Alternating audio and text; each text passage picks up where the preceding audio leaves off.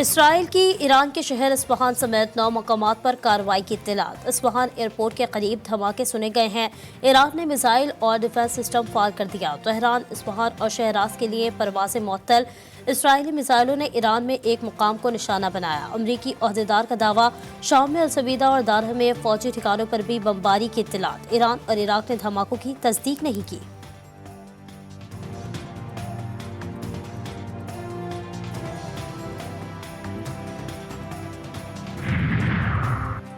اسرائیل نے ایرانی مفادات کے خلاف مزید فوجی کارروائی کی تو فیصلہ کن اور مناسب جواب دینے سے گریز نہیں کیا جائے گا۔ ایران وزیر خارجہ حسین عبداللہیان کا انتباہ، کہتے ہیں ایران اب تک کافی تحمل کا مظاہرہ کر چکا ہے۔ خطے کی سنگین صورتحال کے پیش نظر تنازع کو مزید بڑھنے سے روکنے کے لیے اقوام متحدہ کو موقع دینے کو تیار ہیں۔ اگر اسرائیل نے ایرانی جوہری تنصیبات کو نشانہ بنایا تو ایران جدید ترین ہتھیاروں سے اسرائیلی ایٹمی تنصیبات کو نشانہ بنا دے گا۔ ایرانی ایٹمی پروٹیکشن۔ نیو یارک میں ایرانی وزیر خارجہ کے وفد کی نقل و حرکت محدود۔ وفد اقوام متحدہ ہیڈ کوارٹر کے اطراف 2 بلاک کے اندر تک محدود رہے گا۔ امریکہ اور برطانیہ نے ایران پر نئی پابندیاں عائد کر دی۔ امریکی محکمہ خزانہ کے مطابق ایران کی 16 شخصیات اور 2 کمپنیوں پر پابندیاں لگائی ہیں۔ کمپنیوں نے اسرائیل پر حملے میں استعمال ہونے والے ڈرونز کے انجن بنائے تھے، جبکہ برطانیہ نے 7 ایرانی شخصیات اور 7 کمپنیوں پر پابندی لگائی ہے۔ یورپی یونین نے بھی ایرانی ڈرون اور میزائل تیار۔ امریکہ نے فلسطین کے اقوام متحدہ کی رکنیت سے متعلق درخواست ویٹو کر دی۔ چین، روس اور فرانس سمیت 12 ممالک کی حمایت۔ برطانیہ اور سوئٹزرلینڈ نے قرارداد پر ووٹنگ میں حصہ نہیں لیا۔ فلسطینی صدر نے کہا کہ امریکہ کا درخواست ویٹو کرنے کا اقدام غیر منصفانہ اور غیر اخلاقی ہے۔ اسرائیلی وزیر خارجہ کا کہنا ہے کہ سلامتی کونسل میں شرمناک تجویز مسترد کر دی گئی۔ دہشت گردی پر فلسطینی ریاست کو انعام نہیں دیا جائے گا۔ اقوام متحدہ کے سیکرٹری جنرل انتونیو گوتریس بولے، مشرق وسطیٰ کا خطہ تباہی کے دہانے پر کھڑا ہے، وہاں ناجائز ریاست کے ستم کوئی پوچھنے والا نہیں۔ غزہ میں الشفا اسپتال کے قریب سے مزید 30 لاشیں مل گئیں۔ فلسطینی پناہ گزینوں کی ایجنسی کے سربراہ فلپ لازرانی کا کہنا ہے کہ ایجنسی کو ختم کرنے کے نتیجے میں لاکھوں فلسطینی پناہ گزین کی حیثیت سے محروم ہو جائیں گے۔ ان کا کہنا تھا کہ ادارے کو ختم کرنے کے فلسطینیوں پر دیر پا اثرات مرتب ہوں گے۔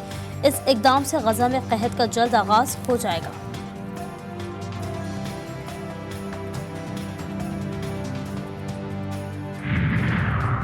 عالمی عدالت انصاف سے اسرائیلی وزیراعظم کی وارنٹ گرفتاری جاری ہونے کا امکان۔ اسرائیلی قیادت پر غزہ میں بین الاقوامی قانون کی خلاف ورزیوں کا الزام ہے۔ 12 اعلیٰ عہدیداروں کی بھی وارنٹ جاری ہو سکتے ہیں۔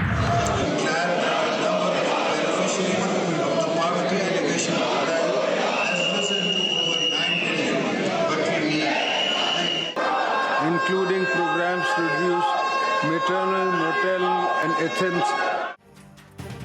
صدر آصف زرداری کو 21 توپوں کی سلامی۔ اپوزیشن نے جو کہا کر دکھایا۔ پارلیمنٹ کے پہلے مشترکہ اجلاس میں بھرپور احتجاج، شور شرابہ، ہلڑ بازی، کانپ بڑی آواز سنائی نہ دی۔ ایوان میں سیٹیاں اور باجے بھی گونج اٹھے۔ اپوزیشن اراکین کو گو زرداری گو کے نعرے۔ اپوزیشن اور پیپلز پارٹی کے اراکین میں تلخ کلامی، ایک دوسرے سے الجھ پڑے۔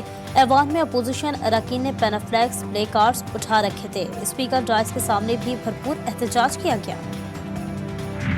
Mr. Speaker, let me begin this parliamentary year by sharing briefly my vision for future, because much of it's based on choices we make in my particular role in the past too.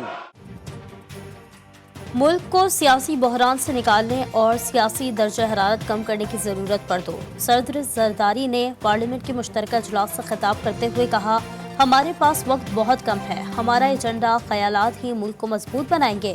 ملک کو آگے لے کر جانے کے لیے تقسیم سے نکلنا ہوگا۔ پارلیمانی نظام پر اعتماد کے لیے دونوں ایوانوں کو مل کر کام کرنا ہوگا۔ دہشت گردوں کو ختم کرنا ہوگا۔ افواج اور سیکیورٹی اداروں پر فخر ہے جنہوں نے قوم کے دفاع میں قربانیاں دیں۔ سی پیک کو یرغمال نہیں ہونے دیا جائے گا۔ چینی بھائیوں کی زندگیوں کو محفوظ بنانے کے لیے اقدامات کریں گے۔ ہم نے اپوزیشن کو آج زرداری کو 21 توپوں کی احتجاج کی سلامی پیش کی ہے، جس نے زرداری کو بھی مجبور کیا کہ اپنے اسپیچ کو ادھورا چھوڑ کے چلا گیا۔ آرٹیکل 41 کنسٹیٹیوشن کا کہتا ہے کہ صدر نہ صرف یہ کہ وہ ہیڈ آف دا اسٹیٹ ہے، بلکہ یہ کہ وہ ریپبلک کا یونٹی ریپریزنٹ کرتا ہے۔ صدر وزیر اعظم سمیت پوری کابینہ غیر قانونی قرار۔ بیرسٹر گوہر کہتے ہیں زرداری کی تقریر کو 21 توپوں کے احتجاج کی سلامی پیش کی، مجبور ہو کر انہوں نے اپنی تقریر ادھوری چھوڑ دی۔ عمر ایوب بولے غیر قانونی صدر مملکت نے خطاب کیا اور قانون کی دھجیاں اڑائیں۔ اپوزیشن لیڈر نے پارٹی میں گروپنگ کی تردید بھی کر دی۔ جس طرح کے ملک میں قانون اور آئین کی دھجیاں اڑائی جا رہی ہیں، اس وقت ہاؤس میں بھی آئین اور قانون کی دھجیاں اڑائی جا رہی ہیں۔ نہ صرف اس ہاؤس میں جو صدر وہ اللیگل ہے، غیر آئینی غیر قانونی، اسپیکر غیر آئینی غیر قانونی، ڈیپٹی اسپیکر غیر آئینی غیر قانونی اور وزیر اعظم بھی غیر آئینی غیر قانونی۔ مسلم لیگ کے قائد ایک بار پھر اڑان بھرنے کو تیار۔ محمد نواز شریف نے لندن جانے کی تیاری کر لی۔ سابق وزیر اعظم کا میڈیکل چیک اپ کے لیے آج برطانیہ روانہ ہونے کا امکان۔ دنیا کی سب سے بڑی جمہوریت بھارت میں آج سے 1.5 ماہ طویل انتخابات کا آغاز۔ بھارت کا 7 مراحل پر مشتمل انتخابی دنگل 1 جون تک جاری رہے گا۔ 4 جون کو نتائج کا اعلان کیا جائے گا۔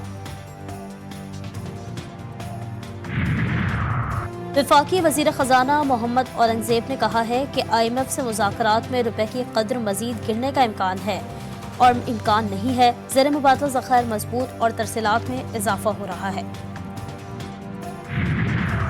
پنجاب کے مختلف شہروں میں بارشیں جل تھل ایک ہو گیا۔ چمن میں بارشیں تھم گئیں۔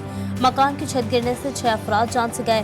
ناقص انتظامات کے باعث جاں بحق افراد کی تعداد 15 ہو گئی۔ کوئٹہ چمن شاہراہ کئی گھنٹوں سے بند۔ ریلوے ٹریک بھی بہہ گیا۔ بارش کا نیا سسٹم کراچی میں اثر انداز ہوئے بغیر ملک کے وسطی اور بالائی علاقوں کی جانب چلا گیا۔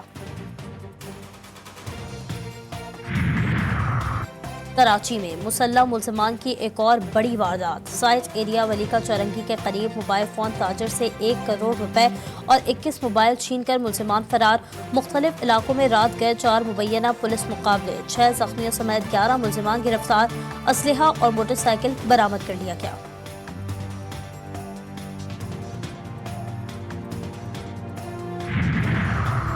کراچی میں زیر حراست معیز نسیم کے قتل میں سابق ایس پی کلفٹن مرکزی ملزم قرار۔ قتل تھانے کے باہر کسی اور مقام پر کیا گیا۔ تحقیقاتی کمیٹی نے رپورٹ ایڈیشنل IG کو جمع کرا دی۔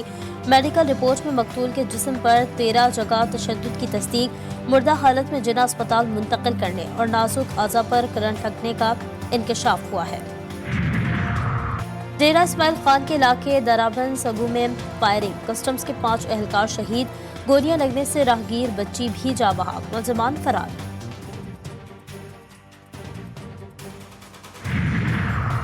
حج کے لیے انتظامات مکمل۔ آج ایئرپورٹ سے فلائٹ آپریشن 9 مئی سے 9 جون تک بلا تعطل جاری رہے گا۔ اسلام آباد، لاہور، ملتان، سیالکوٹ، رحیم یار خان، کراچی، سکھر اور کوئٹہ ایئرپورٹس پر حج آپریشن شروع ہوگا۔ پشاور کے عازمین اسلام آباد ایئرپورٹ سے سعودی عرب جائیں گے۔ عازمین کی ویکسینیشن 30 اپریل سے شروع ہوگی۔ اڈیالہ جیل پر دہشت گرد حملے کی اطلاع۔ دہشت گردوں کا پہلا ٹارگٹ راولپنڈی ہے۔ اہم شخصیات سمیت فوجی تنصیبات بھی دہشت گردوں کے نشانے پر ہیں۔ وزارت داخلہ کا بانی PTI کو سیکیورٹی دینے کے کیس میں سندھ ہائی کورٹ میں جواب۔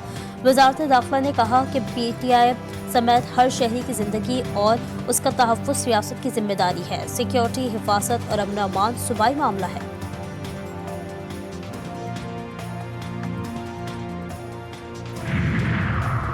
بجلی اور پیٹرول کے بعد CNG بھی مہنگی، سیلز ٹیکس بڑھا دیا گیا۔ فی کلو قیمت میں 11 روپے 70 پیسے تک اضافہ۔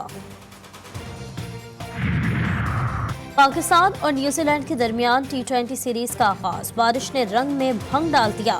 میچ بغیر کسی نتیجے کے ختم کر دیا گیا۔ برسات کے باعث میچ 5 اوور تک محدود کیا گیا۔ دوسری ہی بال پر پھر بارش ہو گئی۔ نیوزی لینڈ نے 1 وکٹ پر 2 رنز بنائے تھے۔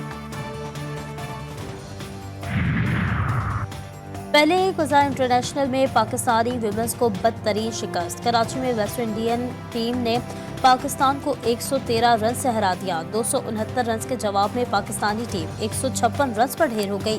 کپتان نیدرلینڈ نے ٹیم کی بالنگ اور فیلڈنگ ناقص قرار دے دی۔ بولی اگر ویسٹ انڈیز کو 220 تک محدود کرتے تو نتیجہ مختلف ہوتا۔ تمام کھلاڑیوں کو اپنی اپنی ذمہ داری سنبھالنی ہوگی۔